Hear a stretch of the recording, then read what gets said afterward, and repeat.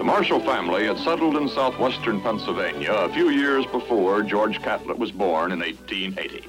At Uniontown, he entered a slow-moving world that was more a part of the past than of the future.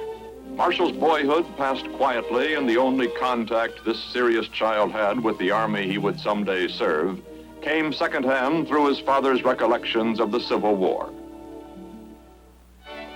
America's Indian frontier had only recently been tamed, and the stories of Carson and Custer were still fresh enough to excite the imagination of any boy. Looking backward over the years, it's hard to find the precise reason why young George Marshall decided to make the Army his profession. But choose it he did, and he began his soldiering at a soldier's school. The Virginia Military Institute had trained many distinguished Army men before George Marshall arrived in September 1897. It once boasted Stonewall Jackson as a member of its faculty. The MI provided the kind of environment calculated to encourage a young man with Army ambitions, and Marshall, in his 4 years at the school, rose to cadet first captain. He was an honored graduate with a reputation for military skill and knowledge which was to follow him throughout his Army career. He was a young man with a passion for facts and the ability to apply them imaginatively.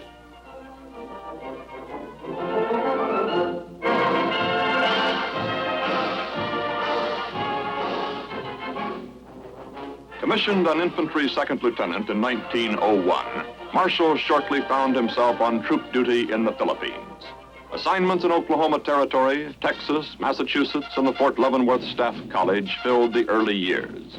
He studied and soldiered, and by the time the United States began to mobilize for war in 1916, George Marshall had become a captain in the regular army. He landed in France with the 1st American troops, and as a member of the 1st Division staff, he helped plan the Battle of Cantigny.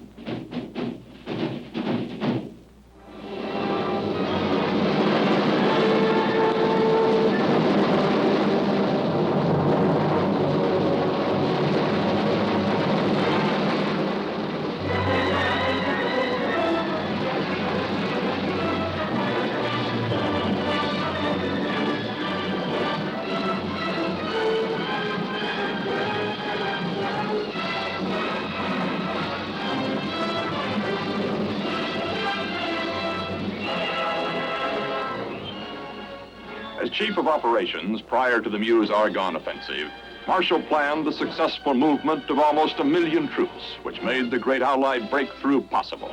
Marshall had helped engineer the final victory. Shown here with General Henry Allen, Marshall had risen to full colonel, and his enormous contributions to staff planning were being widely recognized. His work on the Meuse-Argonne offensive brought Pershing's personal commendation. The man who designed the Meuse-Argonne victory takes a moment to pose with other staff officers in France. His reputation for brilliance distinguished him among his staff colleagues. Marshall emerged from World War I as one of the most promising young officers in the Army.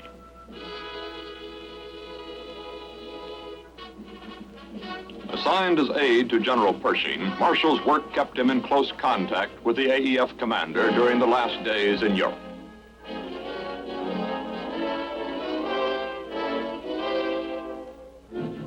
On a post-war battlefield tour, Marshall calls one officer's attention to the cameraman. Signal Corps photographers covering Pershing's activities little realized that the lean young colonel at his side would someday be as newsworthy a figure as the illustrious Blackjack Pershing. In the late summer of 1919, General Pershing bid farewell to France and boarded the Leviathan for America. With him went Colonel George Marshall. Proud of the reputation he had acquired as a military planning brain, disappointed in the fact that he had been considered too valuable to spare for the combat command he coveted. Pershing recommended Marshall's promotion to brigadier, but the war's end prevented it. The two things most important to a professional soldier's career, command and promotion, had been denied Marshall, either through unfortunate timing or because the talents he possessed were considered too precious to squander on the battlefield.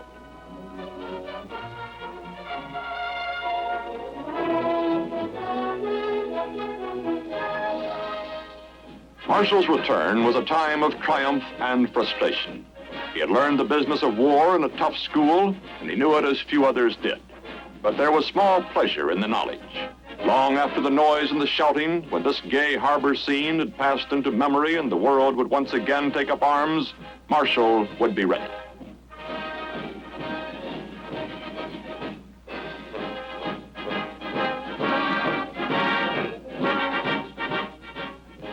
But as the Leviathan docked in New York, he was still an obscure staff officer with a cinder in his eye.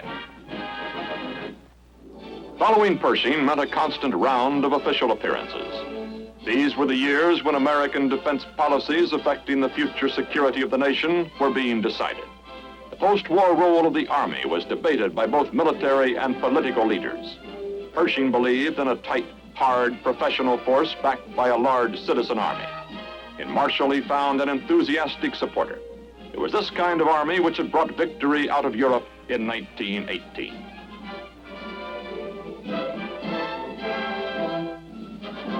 As a member of Pershing's Washington staff, Marshall devoted much effort during the next 4 years toward a realization of the citizen army goal.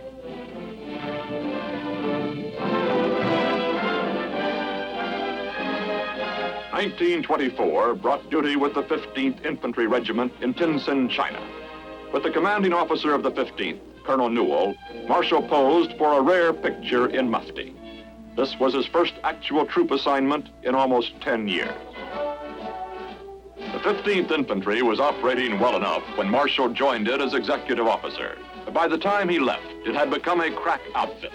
In the middle 20s, China was fragmented by civil war and revolution, and the private armies of Chinese warlords fought in all parts of the land for national advantage. The mission of the 15th Infantry was to help protect both American trading concessions and American lives. It was a tense but quiet assignment for Marshall, and before he finished his tour, the 15th had acquired a reputation for smart appearance and snappy precision. It could outperform and outshine every other garrison regiment in Tientsin.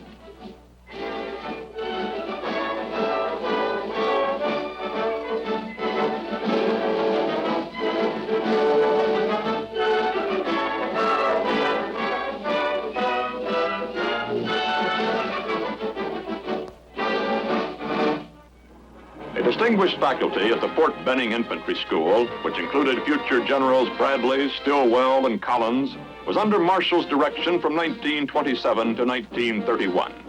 When he took over the school, one of the most important in the Army, he found much of the instruction had fallen behind the times. But this hard-driving man with the passion for facts was not satisfied to refight old wars. It was the present and the future which concerned him, and he revised the curriculum accordingly.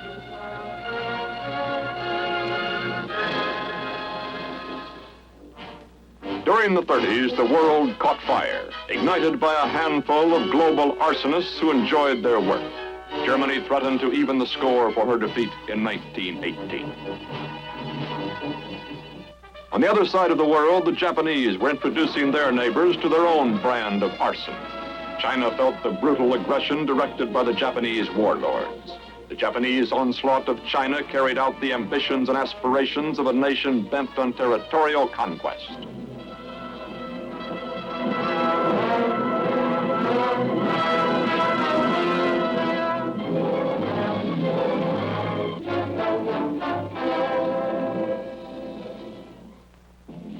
For a while, many of us laughed at a comic opera character speaking from a Roman balcony. But his intended victims in Ethiopia did not laugh. They were a proud and fierce people determined to resist the Italian dictator's aggression. Benito Mussolini invaded the tiny African kingdom anyway, and another piece of earth caught fire.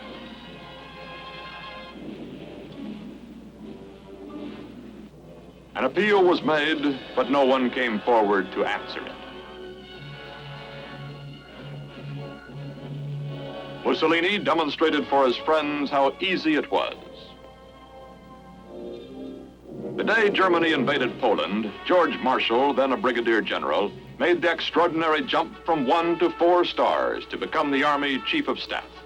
With Secretary of War Stimson, the task of mobilization lay ahead. The resources of a mighty nation had to be tapped to produce the props for the great drama about to unfold. Marshall had waited in the wings for 20 years for the role he was about to play. The country's manpower resources, the great citizen army in which Marshall believed so deeply, had to be activated, trained, and equipped to fight if necessary. And with each passing month in 1940 and 41, it appeared increasingly probable that the United States would be drawn into the war. The Army numbered less than 200,000 men when Marshall took over as Chief of Staff. It would swell to more than 8 million before the Axis defeat.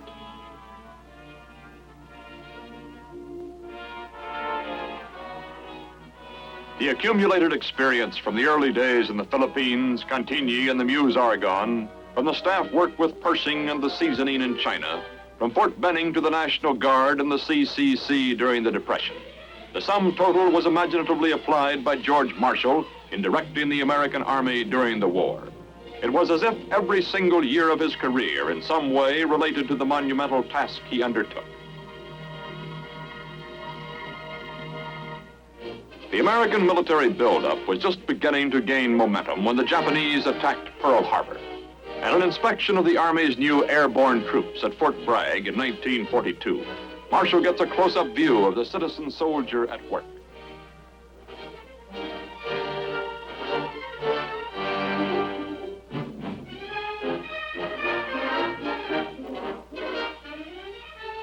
Field soldiers never knew when the Chief of Staff might make an appearance such as this one at the Jungle Warfare Training Center in Hawaii. Marshall might do his thinking and planning in Washington, but it was from the field that he drew his facts. A gifted observer, the smallest detail did not escape him. Army subordinates were either proud or dismayed by Marshall's critical appraisal, depending upon the performance.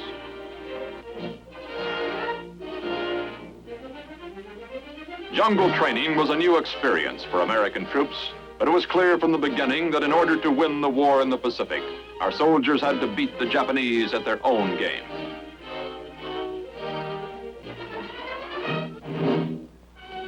In the forbidding gray of a November dawn in 1942, American naval vessels ghosted in toward the beaches of North Africa, delivering the first major Allied counterattack since the outbreak of the war.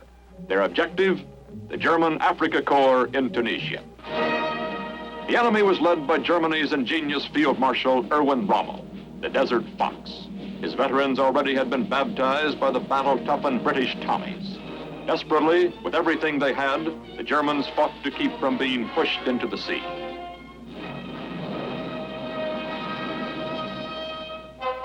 When the Allied military advisors convened at Casablanca in January 1943, the North African campaign had become tough and bitter, but the achievement of a unified Allied command was part of the ultimate victory.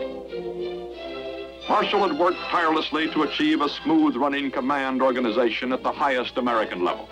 He held the President's trust and regard and was consulted on every critical decision affecting the conduct of the war. Marshall's diplomatic skill helped reconcile many opposing points of view with British leaders during the Casablanca Conference. From the North African meetings came the Allied decision to bomb Germany around the clock.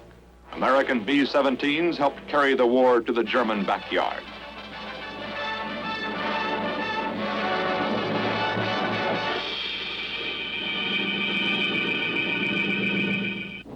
The decision to invade Sicily also was reached, and in July of 1943, Americans and British jumped off from Africa on the preliminary leg to the first assault on Fortress Europe, the Italian mainland.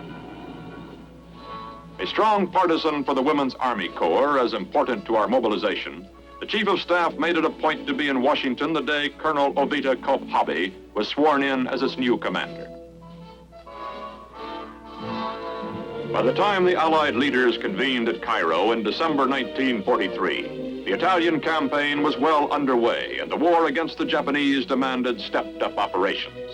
The future of the China-Burma-India theater and the problem of harnessing China's manpower had to be resolved. At Tehran, Marshall took part in planning joint strategy with the Russians. Soviet demands for an expanded second front were addressed to the United States. It was George Marshall who answered them. When the Chief of Staff visited the Pacific Theater on his return from Tehran, our offensive was gaining speed. Island by island, we were moving in on Japan.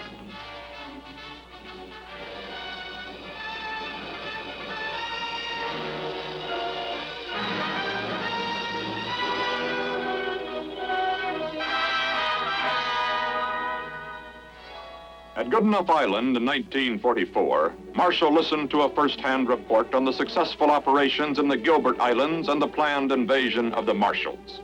Marshall conferred with General Douglas MacArthur, theater commander, as the Allies were gearing for the big Pacific push which would carry them to the very doorstep of Japan. Italy had become a slow and painful struggle. The road to Rome was a long one, and for Marshall and his wife, one of extreme personal anxiety. As a tank commander under Patton, Marshall's stepson had been engaged in the heaviest fighting for weeks. When the Americans finally broke through the lines of a stubborn enemy, the young officer fought his last fight. For General Marshall, the war had turned into a personal tragedy.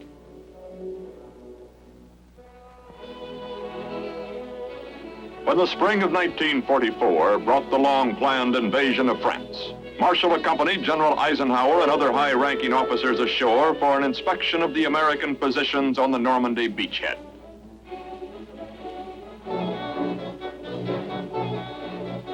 "15 stars filled this corporal's jeep as Admiral King and Generals Marshall, Bradley, and Eisenhower ride out to survey the battle damage.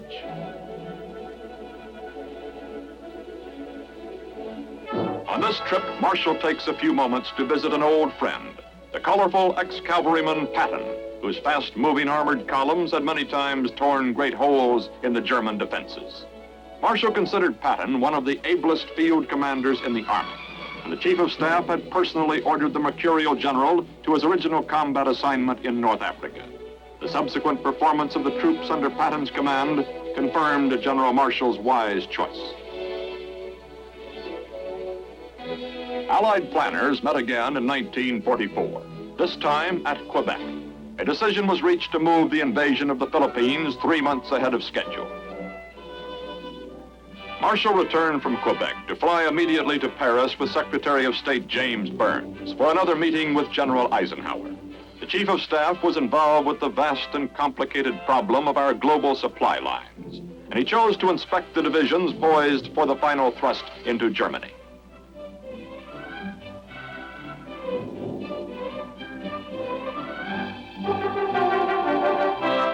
A minor slack in the line of supply at this moment could cause a major military disaster, and Marshall knew all these facts at both ends of the line.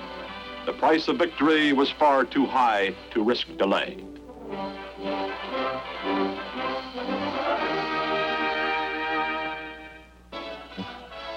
The trip to Europe provided Marshall with another opportunity, a chance to talk with the troops. He spoke informally to American soldiers who had faced the toughest test in history and triumphed.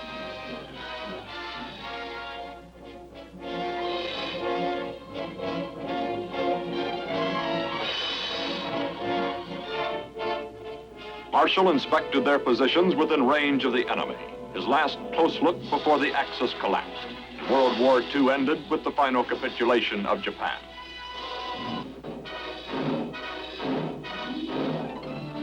When President Truman presented Marshall with the Distinguished Service Medal in 1945, he said that although millions gave America extraordinary service, Marshall gave it victory.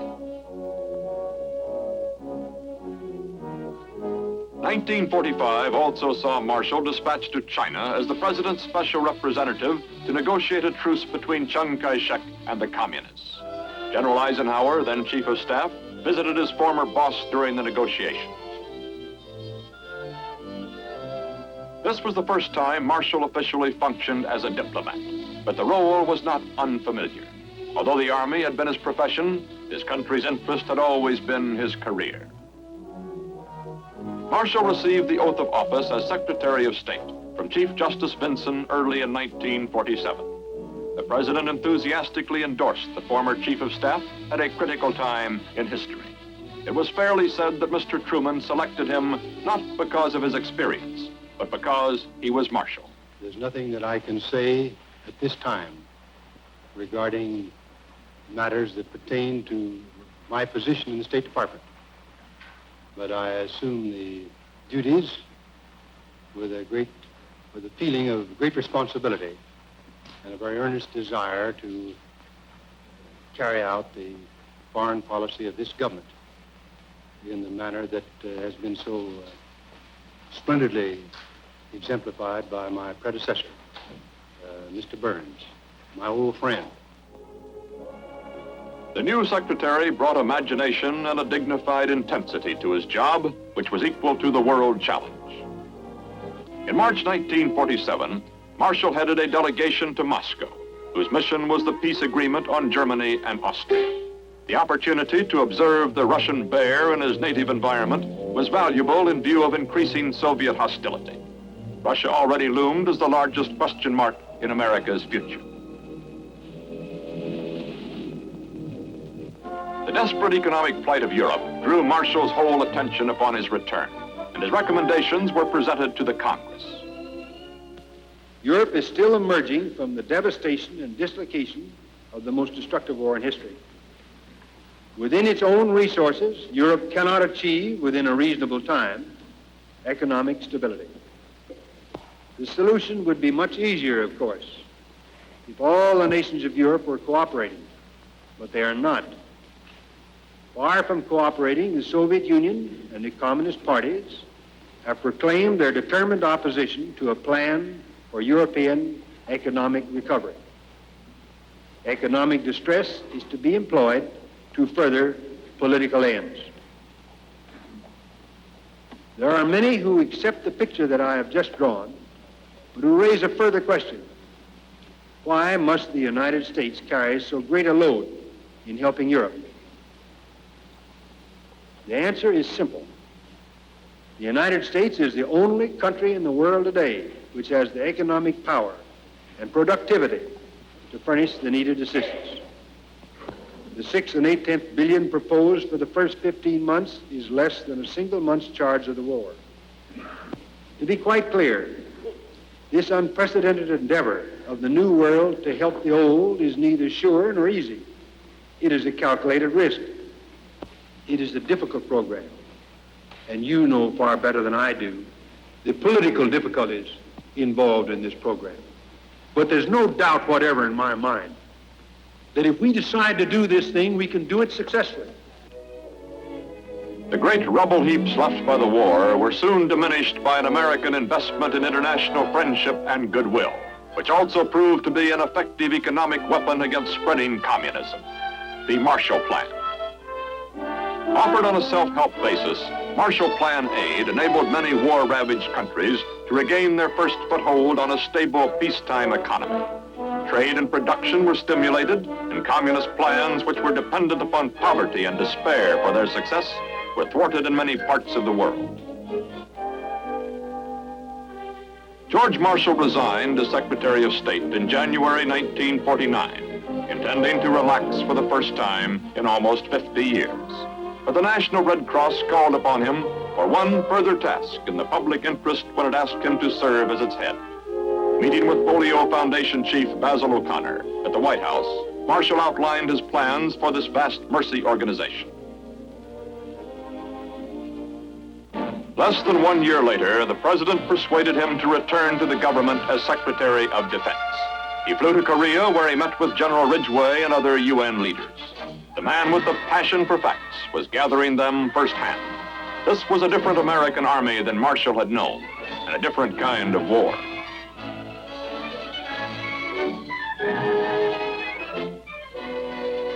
The citizen soldier did the fighting in Korea, but this time under a UN banner and for a limited objective.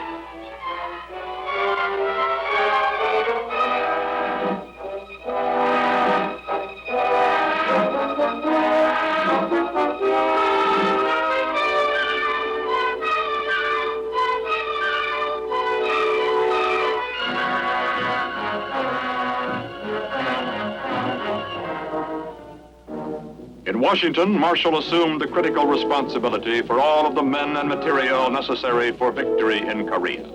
The peculiar circumstances of the conflict called for the existence of large American forces without total mobilization in the United States. Once more, George Marshall, the statesman, distinguished himself.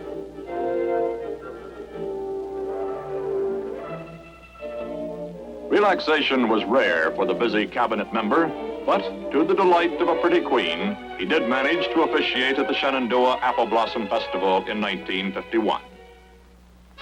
On the 50th anniversary of his graduation, VMI paid tribute to General Marshall with a day named in his honor. Many of his old classmates came to Lexington to applaud the school's most distinguished graduate and to recall their years as members of the Cadet Corps.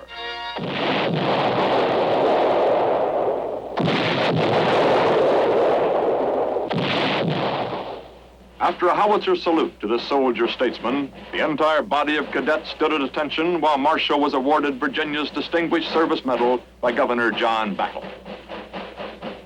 Then, the man whose life represents the highest ideals of the Cadet Corps inspected the ranks of men who may be tomorrow's leaders. George Catlett Marshall resigned from the Defense Department and settled in Leesburg, Virginia in 1951. His public service spanned a critical half-century for our country, placing him in the ranks of great American patriots.